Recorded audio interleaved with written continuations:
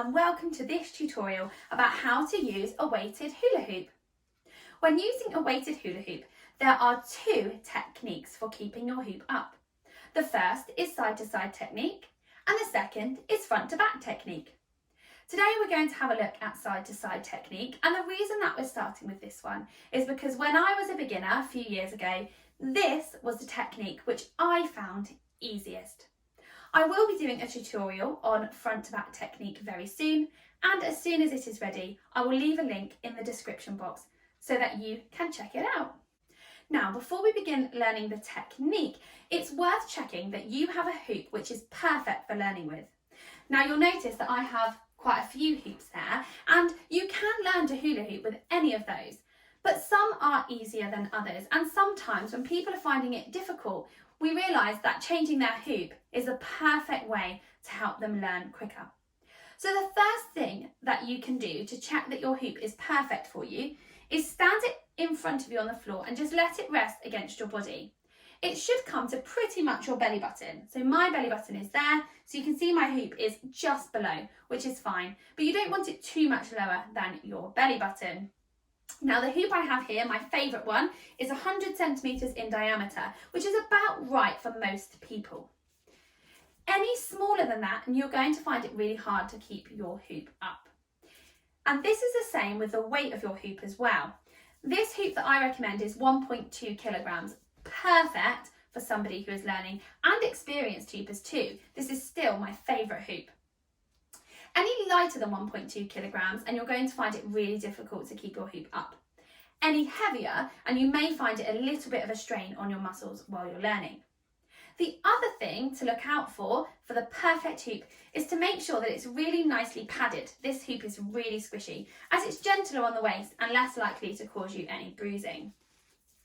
I will pop the link to this hoop and this brand of hoop that I recommend in the description box. So if you're thinking that your hoop isn't suitable, you know exactly where to go.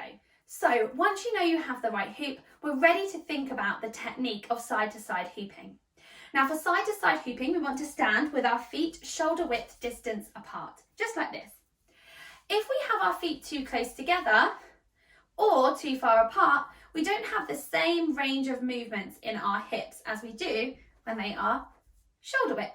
We've got quite a good range of movement in our hips if we stand like this. We also don't want our knees locked, okay? We want them nice and relaxed, so it helps us just to move a little bit better.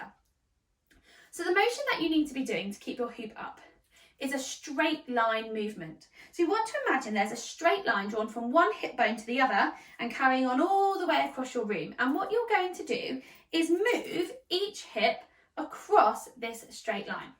So your hips don't need to be coming up or in any sort of circle, which is really tempting as a beginner. We'll talk about what happens when we make a circular movement in our hoop later in the video. So we're imagining that straight line and we're just shifting our hips across the line.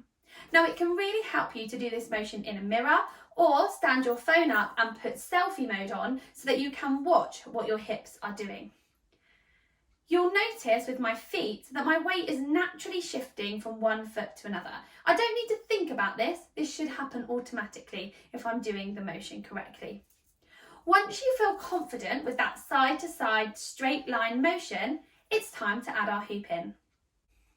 So in order to launch our hoop, I'm going to turn to the side so that you can see what I'm doing. We need to hold the hoop against that curve of our lower back that you should actually be able to feel with your hand. I call that the hoop shelf. It can be really tempting to try and launch your hoop up higher, and I know why this is. You feel that it has further to go to the ground, but we want to keep it in that little hoop shelf. And we want to be touching our body, so it's actually making contact with our back. If it isn't making contact with our back, the hoop's not quite sure where to go when we launch it, and you just sort of throw it at yourself and it doesn't really work. So we want our hoop touching the curve of our lower back so that as we push it round, it sort of follows the shape of our body. Okay, so curve of the lower back, touching our body. We also need to think about our arm position when we are launching the hoop. If we hold the hoop too close to our body, you'll notice that the front of my hoop there is dipping down. And in a minute, we're going to talk about why it's important to hold our hoop parallel to the floor. We also don't want to hold it too far away though, with our arms locked, as we don't have the swing to launch our hoop, okay? So we want to have slightly bent elbows, far enough along our hoop so that it's flat to the floor. So if I hold my hoop up, that's roughly where I'm holding mine.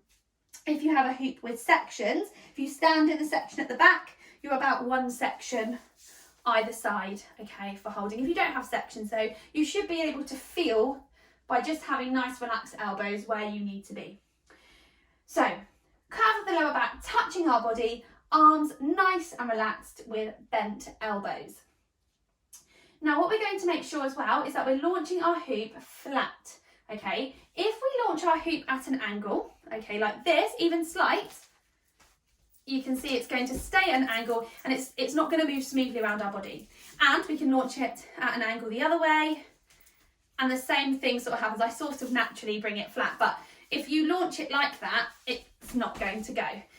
So again, using a mirror, your phone on selfie mode, or asking someone at home to help you to make sure that your hoop is flat before you launch can really, really help you. So there's my tips for launching. We'll just quickly recap them.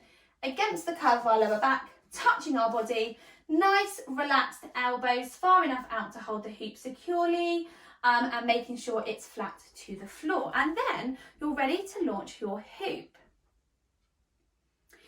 Now, everybody has a natural current, which means a direction that the hoop moves more naturally for them. Now, generally you find that is determined by your dominant hand, your writing hand. So I write with my right hand, and so I actually hoop to the left. And the reason I do that is because it's my dominant hand, my writing hand, which does the pushing of the hoop. So I naturally hoop to the left, anti-clockwise. Some people hoop to the right. They use their left hand to push the hoop, and they hoop in a clockwise motion or to the right. Now, whichever way you launch first will probably be your natural current, because your brain will just make you push the hoop that way. But it can be worth just launching both ways by pushing your hoop to the left and by pushing your hoop to the right, and just seeing which one feels better for you, and you'll know straight away. In order to check that you're launching your hoop properly, it would also be a good idea as you're learning to launch your hoop and stand completely still. Now, the reason for this is a successful launch should force the hoop to spin around your body a few times before it hits to the floor. And that's also really useful as it gets you used to the rhythm of the hoop and how quickly the hoop moves around you. If I launch my hoop wrong, for example, it's at a slight angle and not near my back, you'll notice it doesn't quite spin around myself the same way. I'll show you that again. So, oh, that one was really bad. So your hoop should spin around you a few times before it hits the floor, and that's how you know you've got a good launch.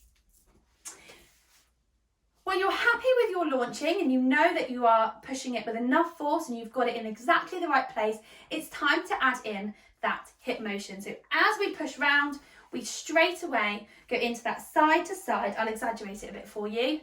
Hip motion. So my hips are completely straight. You can almost see that line that they're moving on. And we can just hold it here. Now, there are a few common errors when you're learning. The first one is that we just don't quite get the rhythm of the hoop. So we do the motion, but it's not quite in time with the hoop. That's really hard. The rhythm's so natural in my brain. I'll try that again. So it could be that your hoop's moving correctly, but you're not moving in time with the hoop. And that's why it falls. There's not a lot of advice I can give you for finding the rhythm of the hoop. A few things you can try though are putting on music, as that kind of helps you get into a nice bouncy rhythm with your hoop. Making sure you have a mirror or a way of watching the hoop so that you can see the timing of the hoop going round.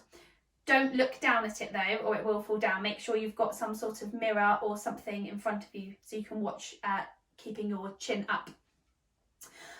That's really all you can do with keeping the rhythm, and just keep practicing. You can also stop for a moment and just launch it and stand still and just count or think about how the hoop moves around your body for the timing. Unfortunately, that's just something that will come with time. The other common mistake is to move in a circular motion with your hoop. And you'll see that when I move in a circular motion, it comes up my body and then I can't really control it. And it gets a little bit painful, ladies. So you want to make sure that you're just rocking side to side with the motion of the hoop. Now, I talked about keeping the chin up. Now, something that can happen sometimes, particularly if you feel the hoop's going to drop or you get a little bit overexcited because you've kept it up, is you look down at the hoop. So I'm going to turn to the side so you can see what happens when we look down. Now, what can sometimes happen, your hoop starts to fall when you panic, so you sort of lean forward. Now, you notice that my hoop did a slip, and the reason for that is if I'm standing upright, okay, my hoop's got that shelf that we talked about to sit in. As soon as I lean forward, we get this slanted motion of the body, and so the hoop just simply slides down it, or sometimes happens at the front, it just slides down. So if your hoop starts to fall, you're actually going to hold it there longer by trying to stay up straight. And my advice if your hoop starts to fall as a beginner is let it. I can't count the amount of times that I had to stop and pick my hoop up when I was learning, and it's all part of the process. So don't beat yourself up if it falls, be kind to yourself, smile, pick it up and try again. And good luck with your hula hooping, and I will see you all very soon.